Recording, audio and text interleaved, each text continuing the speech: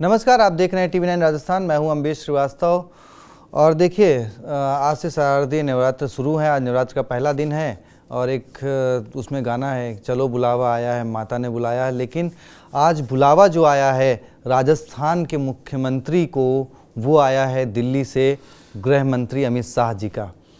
बुलावा आया है, वो पेश होंगे और इस पेशी में उनसे कहा जा रहा है, माना जा रहा है कि जो सवाल जवाब होंगे वो होंगे प्रेमचंद बैरवा जी को लेकर।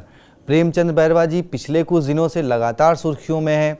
वो जब मुख्यमंत्री के साथ जापान विदेश में गए थे समिट कुछ इन्वेस्टमेंट के लिहाज से, वहाँ पर कुछ थोड़ा विवाद हुआ। उसके बाद जब वो लौट कर आते हैं फिर कुछ विवाद होता है। और हालिया विवाद जो हुआ वो हुआ उनके बेटे की रील को लेकर। रील को जो उनकी पुलिस की गाड़ी स्कॉट कर रही थी, उसके बाद वो चर्चा में आए। उसके बाद उनका खुद का बयान कि भाई मेरा बेटा अभी नाबालिग है, जैसे उन्होंने कहा कि उनका बेटा नाबालिग है। उसके बाद फिर एक विवाद हो गया। तो अब वो लगातार क्योंकि सुर्खियों में बने हैं, कहीं ना कहीं वो विवाद से जुड़ रहे हैं। प्रेमचंद बैरवा जी जो कि उप मुख्यमंत्री हैं, तो अब उसको लेकर माना जा रहा है कि गृह मंत्री अमित शाह जी ने बुला लिया है सीएम भजनलाल जी को दिल्ली। क्या कुछ और जानकारी है और क्या कुछ और अपडेट है और क्या कुछ वजह है बुलाने के पीछे, अब जानेंगे अपने senior executive producer Pushkar Chauhan sir से। सर, बुलाने के पीछे रीज़न और क्या कुछ हो सकता है, क्या कुछ समीकरण? देखिए, दो तीन चीज़ें हैं और जो सामने कार्ड पर दिख रही हैं। एक नंबर एक, संगठन और सत्ता में एक समन्वय तालमेल बिल्कुल नहीं दिख रहा है, नंबर एक। नंबर दो, कुछ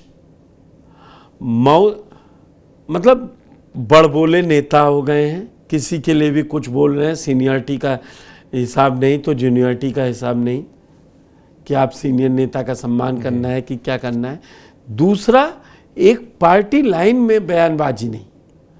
कोई कुछ कह रहा है, कोई कुछ कह रहा है, कुछ आ रहा है, कुछ समझ में जा रहा है, कोई माफ़ी मांग ले रहा है, फिर उसी के बाद उसी का नतीजा आ रहा है। और ये वीडियो कम से कम टीवी 9 राजस्थान पर देखने को मिल सकते हैं, जिसमें हमने और आपने कई बार चर्चा की कि क्या वजह है कि जो जिसको मन में आ रहा है कहे जा रहा है। आप ये समझिए, ये दो बड़े कारण। तीसरा बड़ा कारण, मुंह पे 7 सीटों का उपचुनाव है जी। क्या अफवाह है, क्या सच्चाई है, इन सब से इतर पार्टी का फोकस ये है कि हम ज्यादा से ज्यादा सीटें जीतें।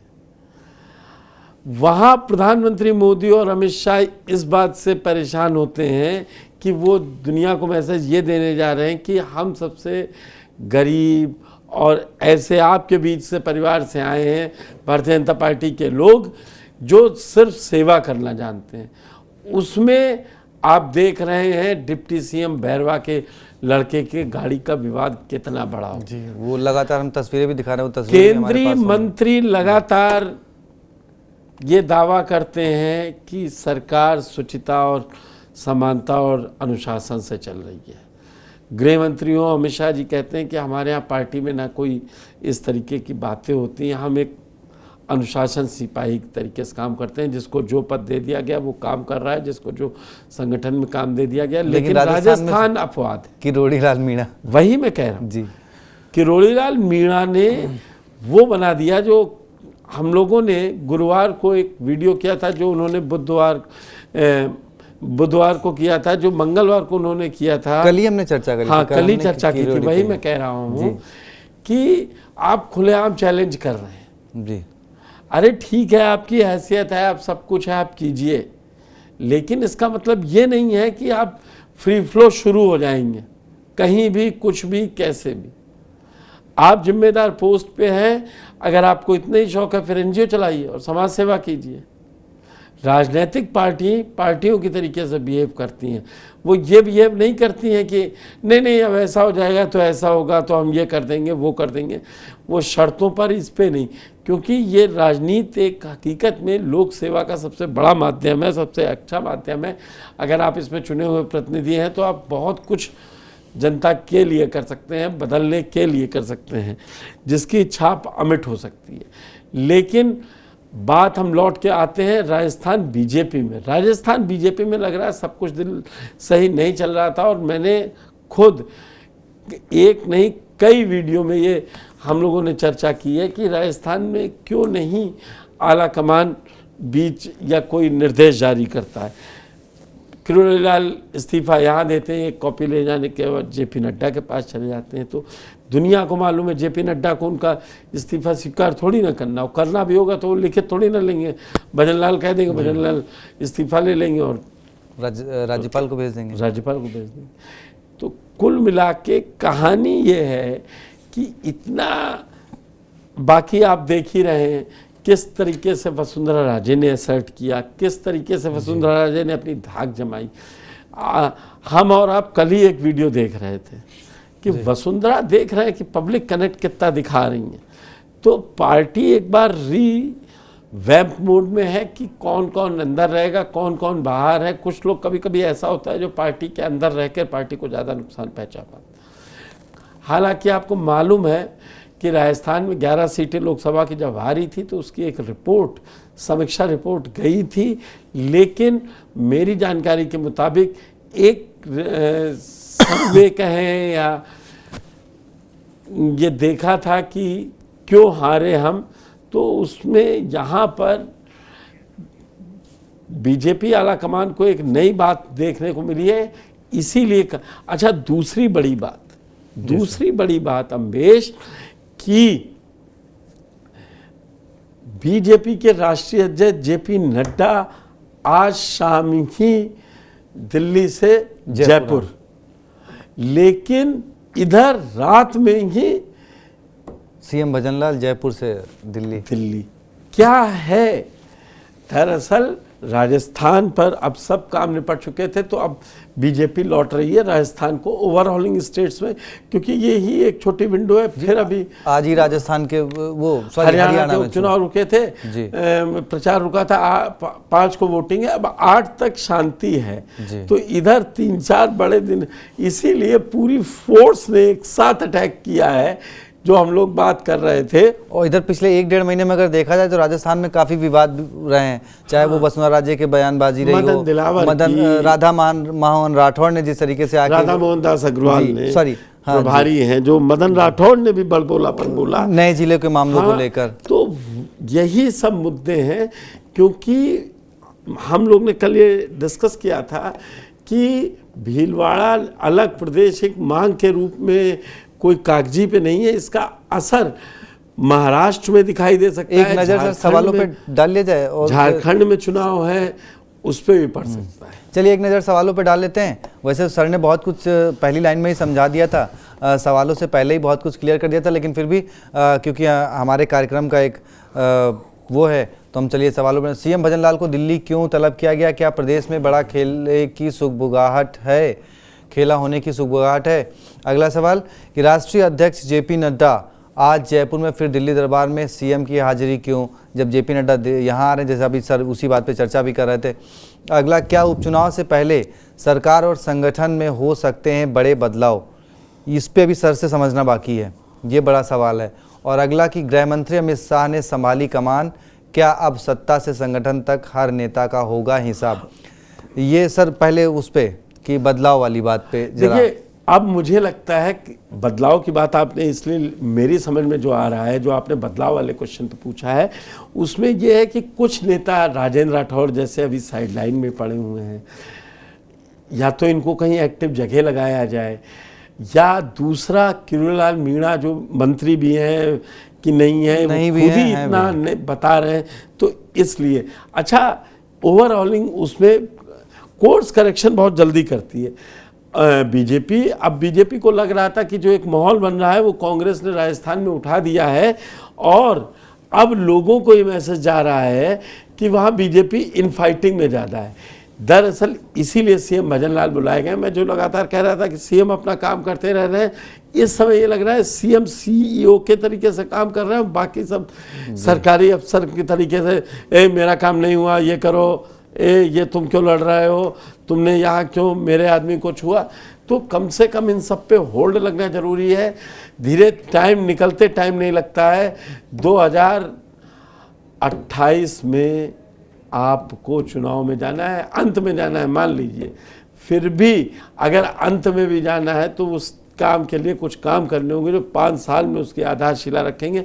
और एक बात बता दूं, और शुरुआत तो सर खराब रही है अगर देखा जाए सरकार की। बिल्कुल, तब से 11 ये हारे, 2 विधानसभा हार गए, अब 7 पे फिर लिटमस और टेस्ट 7 है। में भी मदन राठौर जी कह रहे हैं कि भाई मेरे पास तो खोने को सिर्फ एक ही सीट है, अब वो जो बचाने ऐसे ही बड़बोले नेताओं, बड़बोले बयानों पर सीएम भजन लाल आते ही देखिएगा एक नोटिस जाएगी कि आप इतना भी मत विरोध करते करते ये भूल जाइए कि वो विरोध अब अपने ऊपर ही चपकता जाता है। जैसे आज बोला गया कि राहुल गांधी ये हैं वो हैं, तो आप बोलते रहिए। जनता अब दूसरी चीज मांग रही हो। हाँ, मैं जो एक और पॉइंट आपसे डिस्कस कर रहा था जो ये मीटिंग का है, दरअसल अब वो किसान सम्मान निधि वाली योजना बंटनी, देखिए 5 तारीख को चुनाव है और 5 ही तारीख को सरकार बांट रही है जी। नहीं तो अब सर वो जो लास्ट वाला सवाल था कि भाई अब अगर अमित शाह जी ने कमान संभाल ली है तो ये कुछ रायता कुछ ज़्यादा नहीं फैल गया राजस्थान में, क्योंकि चाहे राधा मोहन जी हो का बयान रहा हो, फिर मदन राठौर, उधर वसुंधरा जी। आपने जो सवाल लिया है वो अमित शाह, सीएम भजन लाल को छोड़ दें तो आप गिनती उठा के देख लीजिए कि कोई नेता ऐसा नहीं रहा जिसका कोई बयान कहा जाए कि हाँ भाई बहुत अच्छा बयान रहा या अच्छे तरीके से, क्योंकि उन्होंने ऐसा कोई बयान नहीं दिया जिससे पार्टी में या संगठन में कोई फूट हो। सीएम भजन लाल जी ने इवन कि सतीश पुनिया भी आपको याद होगा कि सब कुछ तो मिल गया, अब क्या मिलना बाकी है।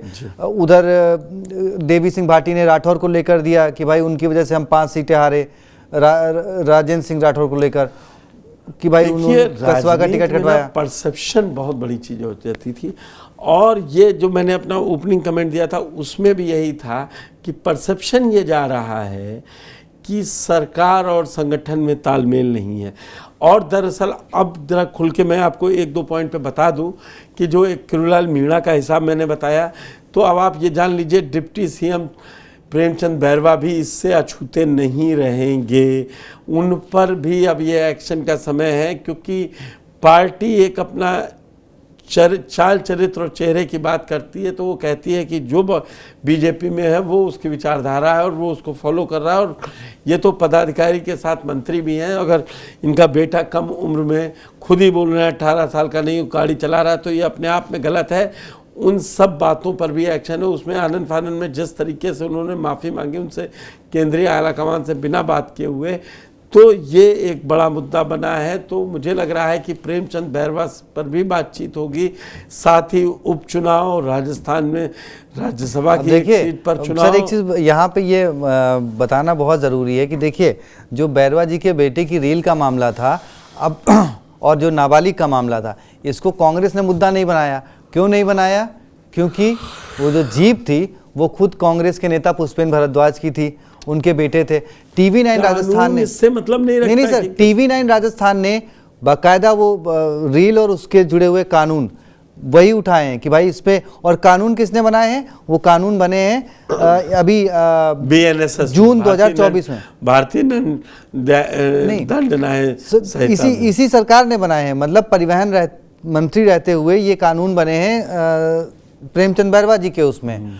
लेकिन अब कानून की बातें कोई नहीं कर रहा, कोई कांग्रेस वाला आके नहीं कर रहा कि भाई कानून के तहत जीप भी जब्त होनी चाहिए और कानून के तहत हर्जाना भी लगना चाहिए, जुर्माना भी लगना चाहिए।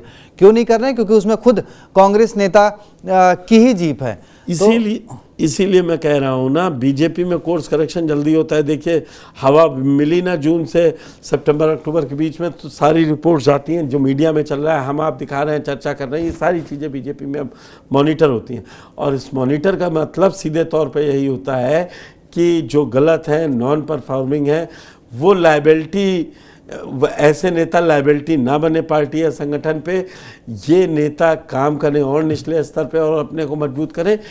दूसरी साइड जो नेता अच्छा काम कर रहा है, अच्छा बोल रहा है, पार्टी लाइन पे बोल रहा है, बिना हो हंगामा काटे, तो उसका पद और कद दोनों बढ़ना चाहिए।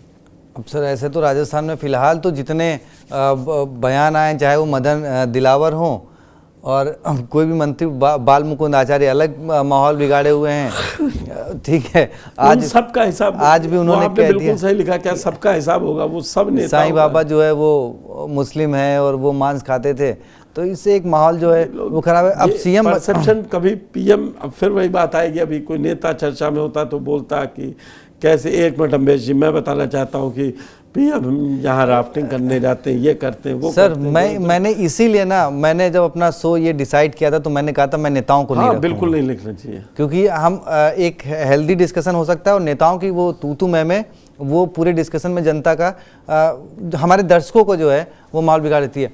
खैर सर, अब सीएम भजनलाल शर्मा जब पहुंचेंगे, अमित शाह जी के सामने बैठेंगे, तो क्या बोलेंगे कि भाई देखिए, चाहे वो संगठन से एक दो लाइन की बात होगी कि ये बड़ा काम था, ये करवाइए, और दूसरा एक मैं आपको बताऊं, एक चीज़ मैं पढ़ रहा था, तो पॉवर्टी लाइन से ऊपर उठाने के लिए उत्तर प्रदेश सरकार कानून लाई है कि तरीका लाई है, रोड मैप लाई है, तो हो सकता है सीएम भजनलाल को भी उन सब कामों में लगाया जाए, क्योंकि महंगाई और बेरोजगारी मुद्दा बनता जा रहा है, ये भी दिखाई दे। लेकिन हकीकत ये है कि अब इस मीटिंग के बाद तय हो जाएगा प्रेमचंद बैरवा का भविष्य क्या है, कम से कम हाल फिलहाल अगले 5 महीनों के लिए। चलिए, बेटे ने चलाई रील और रील में फंस गए पिताजी। तो देखिए, अब उनके बेटे ने रील बनाई और रील के आगे पीछे स्क्वाड चली, और स्क्वाड के बाद खुद जब बैरवा जी सफाई देने आए तो उनके सफाई में उन्होंने बोल दिया कि भाई उनका बेटा जो है अभी नाबालिग है। बस फिर क्या था, TV9 राजस्थान ने उन्हीं के बनाए हुए वो कानून दिखाए कि अगर आप कह रहे हो कि आपका बेटा नाबालिग है तो फिर नाबालिग के हिसाब से तो जुर्माना लगना चाहिए अभिभावक पर, लाइसेंस रद्द होना चाहिए बेटे का, अगले 25 जब तक वो 25 साल का हो जाएगा तब तक उसका लाइसेंस नहीं बनेगा, और गाड़ी जब्त होनी चाहिए जिसकी वो गाड़ी है।